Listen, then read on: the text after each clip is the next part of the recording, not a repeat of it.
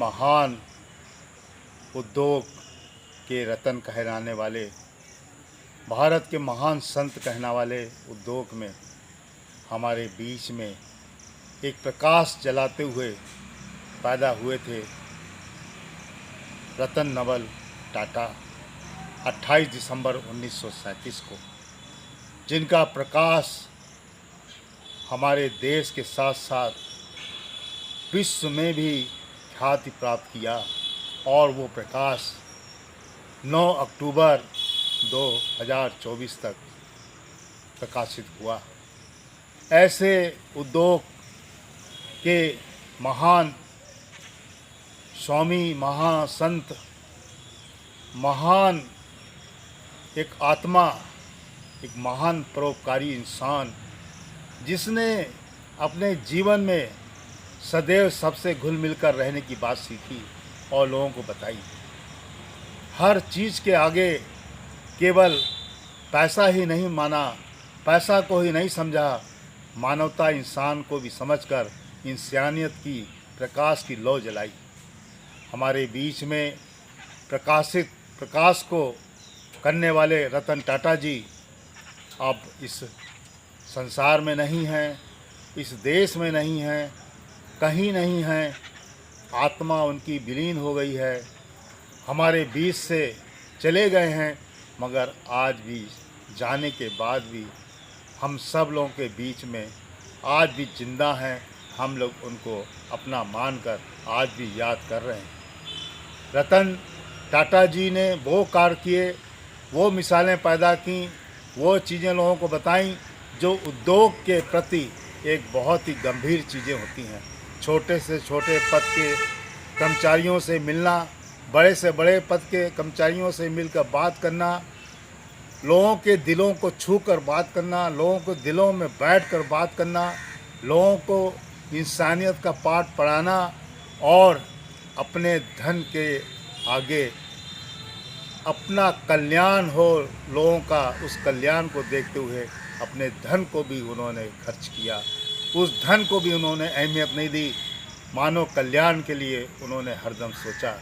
उन्होंने ऐसे ऐसे कार्य किए जो आज भी हमारे मानव जीवन को, मूल्य संवेदनाओं को आज भी वो हमें सहयोग दे रहे हैं। आज हम उनके कारण जीवित हैं। आज देखिए, चाहे वो धर्म का स्थान हो, चाहे वो स्वास्थ्य का स्थान हो, चाहे वो उद्योग का स्थान हो, चाहे वो किसी भी ऐसी चीज़ का स्थान हो जो हम सब लोग आज देख रहे हैं, वो सब उनकी देन है। और उन्होंने हर स्तर पर सोच के इसको कार्य किया। उन्होंने एक नैनो कार भी बनाई जो आम आदमी की समस्या को देखकर बनाई, और उनका यही मकसद था कि एक छोटा सा छोटा आम आदमी भी हमारी नैनो कार में चलकर वो पानी में ना भीगे, वो धूप में ना तपे, वो आंधी में ना धूल खाए। उन्होंने इसको भी बनाकर लोगों तक पहुंचाया। वास्तव में हम सब लोग उनके किए हुए कार्यों को आज भूले नहीं हैं, याद करते हैं तो रोंगटे खड़े हो जाते हैं। ऐसे महान संत, ऐसे महान उद्योग के पति, ऐसे महान व्यक्तित्व के रतन टाटा जी को हम सब लोग भावभीनी श्रद्धांजलि देकर उनको, आत्मा को यही मंगल कामना करते हैं, शांति के लिए कामना करते हैं कि उनका मंगल हो, उनको शांति मिले, और हमारे देश के नौजवानों को जो उन्होंने शिक्षा दी है, जो उन्होंने उदाहरण पेश किए हैं, वो ग्रहण करके अपने जीवन को, हमारा नवयुग आज अच्छा बनाए और देश को सहयोग करने में आगे बढ़े। जय हिंद, जय भारत। भारत एक ऐसा देश है जो सभी देशों के साथ मित्रता और सहयोग की बात करता है, मानवता की बात करता है, इंसानियत की बात करता है। अभी हाल में ही समुद्री समझौता के तहत भारतीय नौसेना का शार्दुल पोत जो यूएई में पहुंचा है एक प्रशिक्षण के देने के लिए, वास्तव में बहुत खुशी की बात है। ऐसा युद्धपोत, ऐसा शार्दुल नाम का ये पोत दुबई में प्रशिक्षण देगा और एक लंबे अभ्यास को वहाँ पर प्रदर्शित करेगा।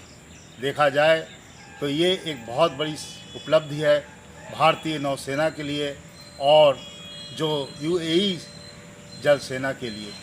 भारतीय सेना हरदम सहयोग के साथ आगे बढ़ती है और लोगों को मानवता की सीख देती है। हम किसी के साथ कोई ऐसा व्यवहार नहीं करते जो हमें इंसानियत के विरुद्ध हो।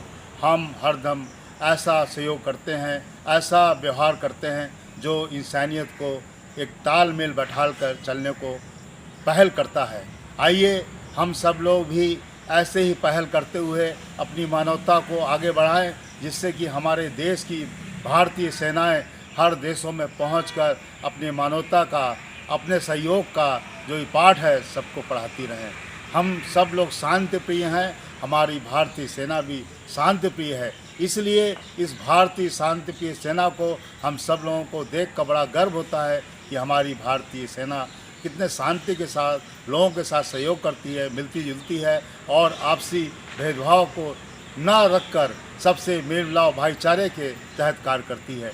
इस उपलब्धि के लिए जो यूएई में हमारा सादुल एयर जो जलपथ पहुंचा है, युद्ध पथ पहुंचा है, उसके लिए हम सब लोगों को बहुत बधाइयाँ, बहुत बहुत खुशियाँ हैं। और भारत के नागरिक और यूएई के नागरिक इस मिलकर इस कार्य में अवश्य सहयोग देंगे और हमारी भारतीय सेना के साथ मिलकर प्रशिक्षण प्राप्त करके एक नई बारीकी को सीखेंगे जो हमारे देश के नाम को ऊंचा करेगी। नमस्कार दोस्तों, मेरे चैनल को सब्सक्राइब, लाइक करें और आइकॉन को जरूर दबाएं ताकि आने वाले वीडियो को आपको नोटिफिकेशन मिल जाए। धन्यवाद।